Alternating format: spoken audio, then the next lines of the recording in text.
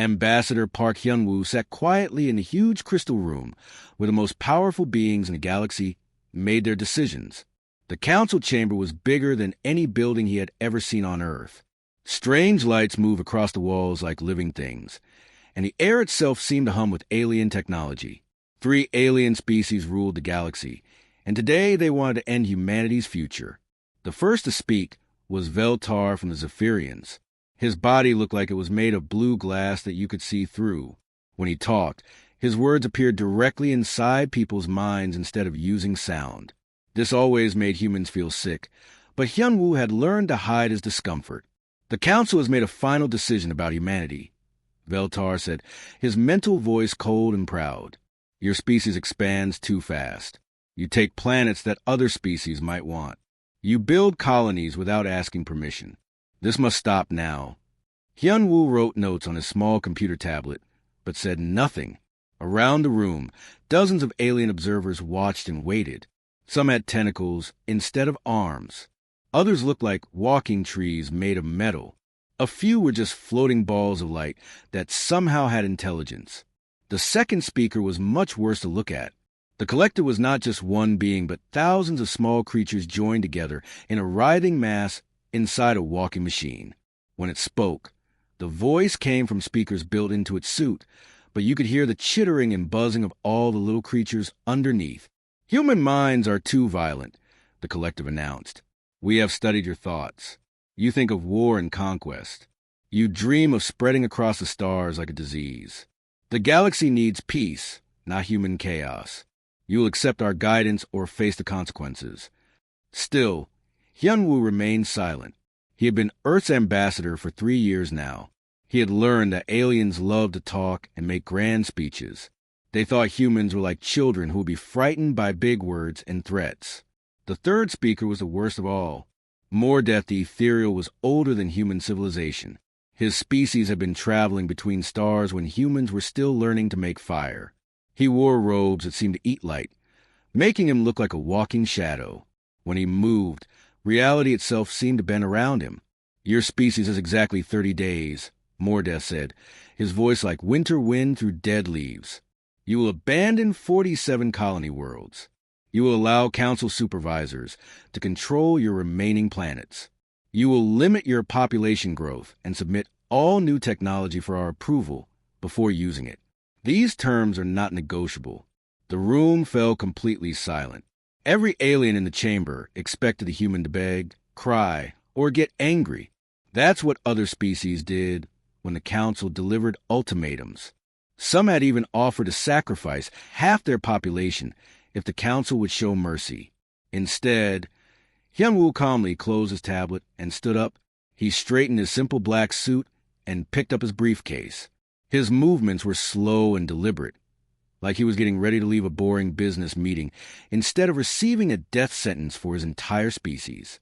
Ambassador, Veltar said, surprise bleeding into his mental voice. Surely you understand what we have told you? This is not a request. This is an ultimatum. Your species will comply or be destroyed. Hyun-woo looked directly at the blue alien, meeting his glowing eyes without fear. I understand perfectly, he said in a calm, steady voice. Humanity rejects your terms. All of them. Chaos erupted in the chamber. Aliens began talking, screeching, and buzzing all at once. Some of the floating light beings flashed angry colors. The walking tree creatures creaked and groaned like old wood in a storm. Even the mighty council members seemed shocked. Mordeth raised one withered hand, and silence fell like a heavy blanket. Perhaps your translator is broken, human. We are not bargaining with you. We are telling you what will happen. Accept our terms or watch your species burn. Hyun-woo walked toward the massive doors that led out of the chamber. His footsteps echoed in the sudden quiet. Every eye, sensor, and alien perception organ focused on him. At the threshold, he stopped and turned back one final time. My name is Ambassador Park Hyun-woo, he said clearly, making sure every recording device in the room captured his words. Remember that name well. You will not see me again, but you will remember what happens next. As he walked through the doors, Veltar's telepathic laughter filled the minds of everyone present. The sound was like broken glass scraping against metal. Humans always break when faced with real power, he broadcast his fellow council members. They will be back within days, crawling on their bellies and begging for mercy. The other council members nodded in agreement. They had seen this pattern hundreds of times before. Young species always tried to stand up to the council at first. Then reality set in, and they learned their place in the galactic order. But as the great door sealed shut with a sound like thunder, none of them noticed a small smile that had touched Hyun-Woo's lips as he walked away. The council had just made the biggest mistake in galactic history. They just didn't know it yet. 3 weeks after the meeting, Admiral Lee So-young stood on the bridge of her warship, watching something that had never happened before in galactic history. Hundreds of human ships moved through space in perfect order, but they were not attacking anyone. They were leaving. Admiral, called Lieutenant Kim Min-ho from his station, the Zephyrin patrol ships are demanding we leave our mining equipment behind. They say it belongs to Council now. So-young looked out at the massive metal platforms floating near the planet below. Her people had built those mining stations with their own hands, using human technology and human sweat. The aliens wanted to steal everything humans had worked for. Tell them no, she said firmly. We built it, we take it with us. On the planet's surface, Chief Engineer Park Ji-won supervised thousands of workers as they carefully took apart the human colony. But this was not a panicked evacuation like the aliens expected. Every piece of equipment was cataloged, packed, and loaded onto transport ships. Nothing useful would be left behind. The alien observers were getting nervous. An ethereal supervisor floated over to Ji-won, his dark robes rippling in the wind. Why do you skin the local plants? The ancient being asked in his creaky voice. Your people are leaving. What use are these weeds to you? Ji-won smiled politely while her scanner recorded the genetic information of every living thing in the area. Just scientific curiosity, she said. The alien didn't need to know that humans were mapping everything they might need to recreate these worlds somewhere else. Across the galaxy, the same scene played out on dozens of planets. Human colonies that had existed for decades were disappearing completely. But instead of running away in fear like other species usually did, humans worked with mechanical precision. They took apart their cities piece by piece, loaded their equipment onto ships, and even dug up their dead to take them home. The aliens had expected chaos, panic, and desperate pleas for mercy. Instead, they watched humans erase themselves from council space like they were erasing mistakes from a paper. It was disturbing in a way none of them could explain. In the council chambers, Veltar studied the intelligence reports with growing confusion. His blue form shimmered with worry as he shared his thoughts with the other council members. They are not behaving like other species, he transmitted telepathically. When we forced the Kalari to abandon their worlds, they left everything behind and spent decades begging to return. When we relocated the Voss, they became our grateful servants. But humans, they act like they're simply moving to a better neighborhood. The collective's thousands of small creatures buzz with agitation inside their mechanical suit. All joint research projects have been terminated. Human scientists destroyed their work rather than let us have it. They are burning their own discoveries out of spite. This was not entirely true, but the aliens didn't know that. Human scientists had indeed destroyed their research stations, but only after copying everything to secure databases that were already on ships heading to human space. The Council would get nothing, but humanity would lose nothing either. Mordeth the Ethereal was the most worried of all. In his thousands of years of life, he had forced many species to submit to Council rule. He knew the patterns of defeat.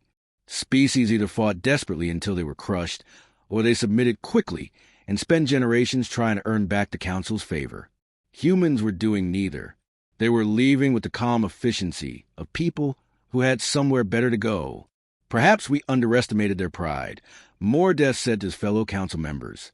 No matter.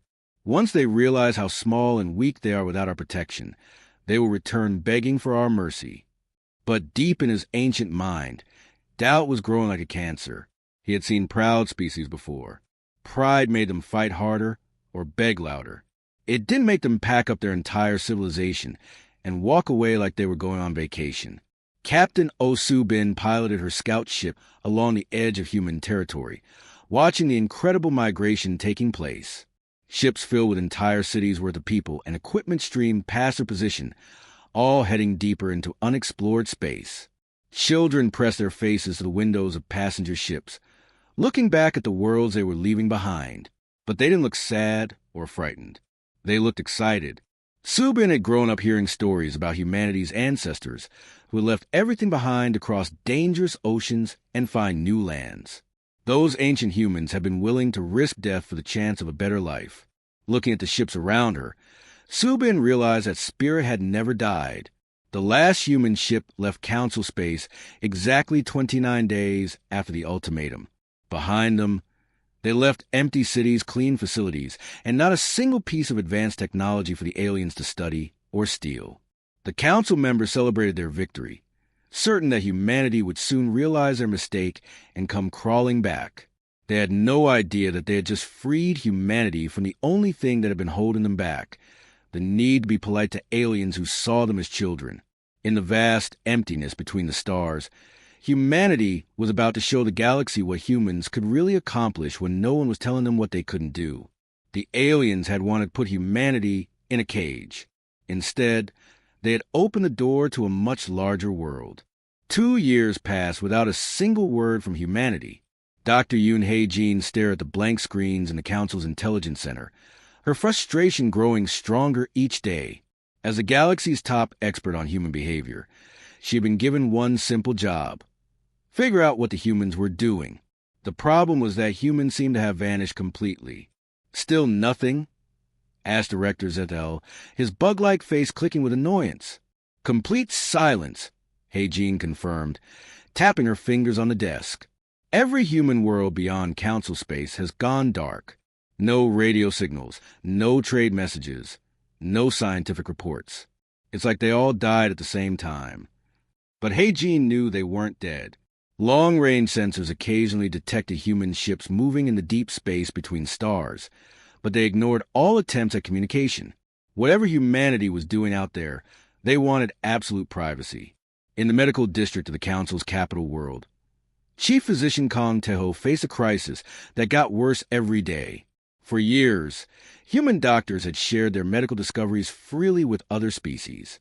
Now those life-saving treatments were running out, and people were starting to die. "How much synthetic blood do we have left?" Tae-ho asked his assistant, while looking at a patient who might not survive the night. "Maybe 3 months if we're very careful," came the worried reply. Tae-ho had sent hundreds of messages to human medical facilities, offering to pay 10 times the normal price for more supplies. Every message went unanswered. The humans had taken their medical knowledge and disappeared, leaving the rest of the galaxy to face diseases that had been cured for decades. The situation was even worse in space. Captain Rethnok limped his trading ship into port after another pirate attack, his vessel's hull torn open by energy weapons. His cargo was gone, and 2 of his crew were dead.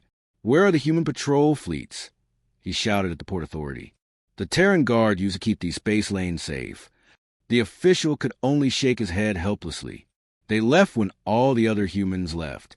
Council security forces are trying to cover their patrol routes, but what the official didn't say was that Council forces had no idea how to do the job humans had been doing. Human patrol tactics were completely different from alien methods. Humans had somehow made piracy almost impossible in large areas of space, but no one understood how they had done it. Now pirates attacked merchant ships almost daily. Trade routes that had been safe for decades became dangerous highways where only the heavily armed dared to travel. The galactic economy began to slow down as shipping costs skyrocketed. In his private chambers, the ancient ethereal Mordeth read reports that painted a troubling picture. Research projects were failing because human creativity had been the spark that made them work. Trade efficiency had collapsed without human logistics systems. Most disturbing of all, their spy networks couldn't penetrate the wall of silence around human space. "Perhaps we should try to contact them," Mordeth whispered to himself in the darkness. But his pride wouldn't let him take that step.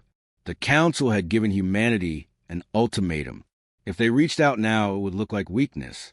Other species might start to think they could defy the Council too. What Mordeth didn't know was that Captain Osubin sat in her small scout ship just outside Council territory, watching everything through powerful telescopes and listening to every communication with advanced sensors. Her job was simple: observe and report. What she reported made her human commanders very happy. The Council was starting to fall apart. Without human innovation to help them cooperate, old hatreds between the alien species began to surface. The Zephyrians blamed the Ethereals for pushing too hard. The collective questioned whether the ultimatum had been wise. Smaller species that had always followed Council orders began to whisper about independence. Su-Bin watched Zephyrian and Ethereal warships face off over a disputed mining system, their weapons powered but not yet firing. She watched collective drone swarms enforce brutal discipline on rebellious colonies. She watched the careful alliance that had ruled the galaxy for centuries begin to crack. Every day, her reports grew more interesting. Council military forces were spread too thin, trying to do jobs that humans had once handled. Their technology was breaking down, without human engineers to maintain it. Their trade networks were failing without human coordinators to keep them running smoothly. Most importantly, they were asking the same question over and over: where were the humans and what were they planning? Su-Bin smiled as she sent her daily report to Fleet Command. The answer to that question would come soon enough, and when it did, the galaxy would never be the same. But for now, humanity remained silent in the darkness between the stars, building something the Council couldn't imagine and preparing for a return that would shock the galaxy. The aliens had thought silence meant defeat. They were about to learn how wrong they could be. In the depths of space, humanity was not hiding. They were growing stronger. Commander Nam Jinei tried to keep her voice calm as she spoke into her ship's communication system, but her hands were shaking. What she had discovered would change everything the Council thought they knew about humanity. "Command, you need to see this immediately. I'm sending the visual data now." Her exploration ship had been investigating strange energy readings near the edge of known space when they stumbled upon something impossible. Through her view screen, she stared at what had once been a small human colony world called New Sol. The planet below was transformed beyond recognition. Massive crystal towers stretched up into the clouds, their surfaces glowing with patterns of light that moved like living things. Huge metal rings orbited the planet, connected by beams of pure energy that pulsed with unknown power. The entire system hummed with technology so advanced it made Council achievements look like stone tools. "How many people live there now?" asked Intelligence Director Vel Shin through the encrypted channel. Jinei checked her readings 3 times before answering, certain she had made a mistake. "Approximately 2 billion inhabitants, sir. When humans evacuated Council space, this world had only 50 million people. That's impossible. That kind of population growth would require—" "Sir, there's more." Jinei's voice cracked with fear. "We're detecting similar installations in 17 other systems. And these are just the ones we can see from long range." In the Council War Room, Admiral Kim Dong-hyuk appeared as a hologram, his weathered face grim with terrible news. "Council members, we have a serious problem. Our stealth reconnaissance of human territory has revealed military capabilities that exceed our understanding of physics." The assembled aliens watched in stunned silence as tactical displays showed human ships moving in impossible formations. Their hulls shimmered with energy fields that seemed to bend space itself around them. Weapon readings indicated firepower that could crack moons in half. "How long have they possessed these capabilities?" whispered Mordef, his ancient voice barely audible. "Based on construction patterns, they've been building this infrastructure for the entire 2 years of the withdrawal," Dong-hyuk replied. "They didn't retreat to recover from our ultimatum. They retreated to evolve beyond our ability to threaten them." Dr. Lee Min-young, the Council's chief expert on alien species development, accessed her private files on human behavioral patterns. Her tentacles trembled as she manipulated the holographic displays, connecting data points that painted a terrifying picture. "The data makes sense now," she said, her voice filled with dread. "Humans don't just adapt to challenges like other species. They transform themselves to transcend those challenges completely. We didn't give them an ultimatum. We gave them a target to exceed." The truth was worse than any nightmare the Council could have imagined. While they had celebrated humanity's departure, humans had been revolutionizing their entire civilization. free from council bureaucracy and limitations. They had advanced at a rate that seemed to violate the laws of nature itself. But the real shock came when long-range sensors detected something that made even the mighty ethereals tremble with fear. Human ships were moving through regions of space the Council had never explored, working alongside species the Council had dismissed as primitive and worthless. Fleet Admiral Bei Sung-ho stood on the bridge of his flagship, coordinating operations that spanned dozens of star systems. Around him, officers from species the Council had never bothered to contact worked in perfect harmony with human commanders.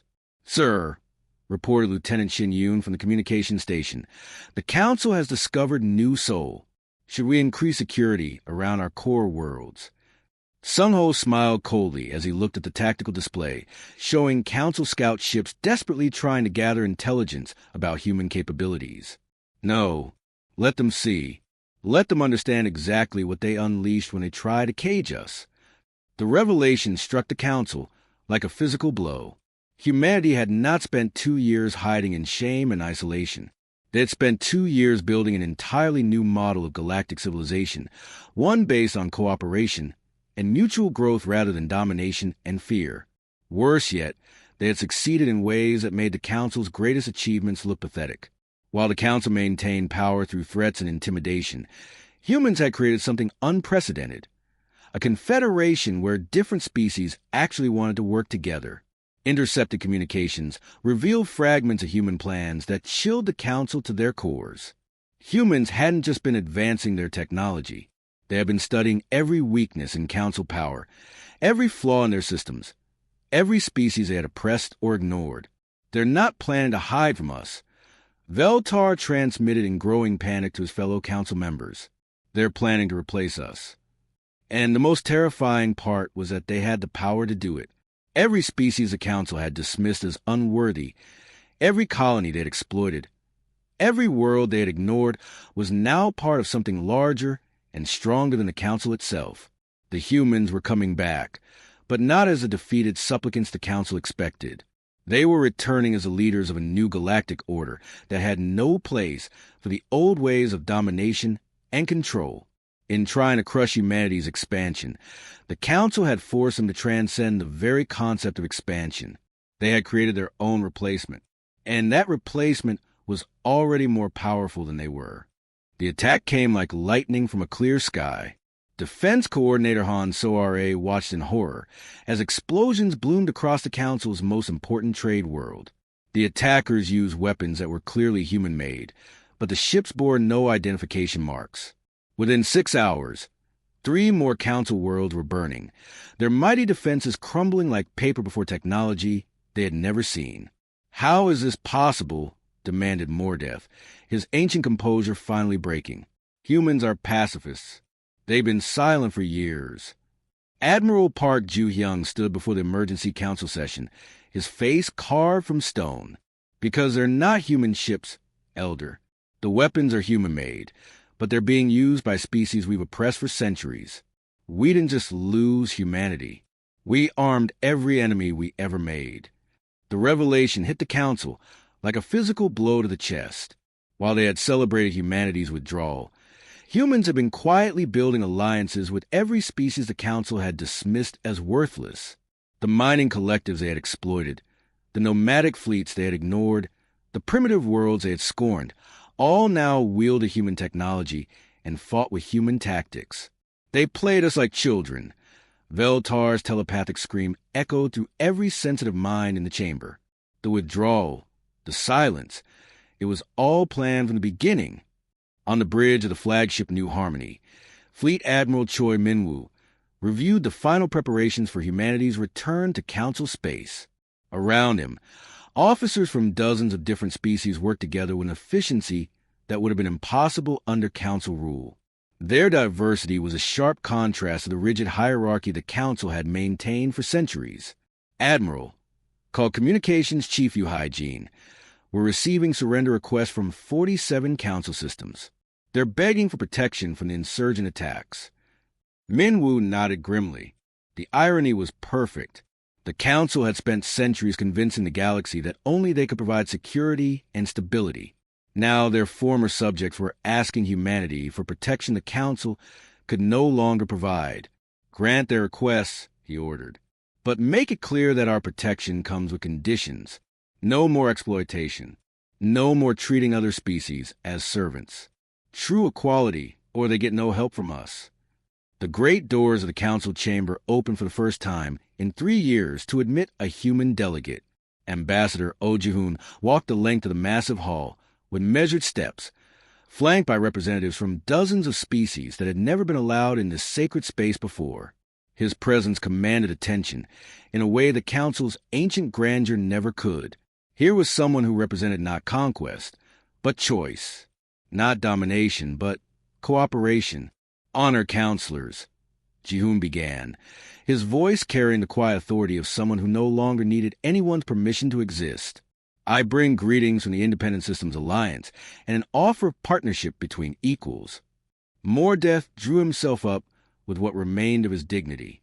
You cannot simply return here after years of defiance and expect us to welcome you with open arms. Expect what? Ji-hoon interrupted with a smile that held no warmth. Expect you to honor agreements? Expect fair treatment? Expect basic respect for other species? He paused, letting his words sink in.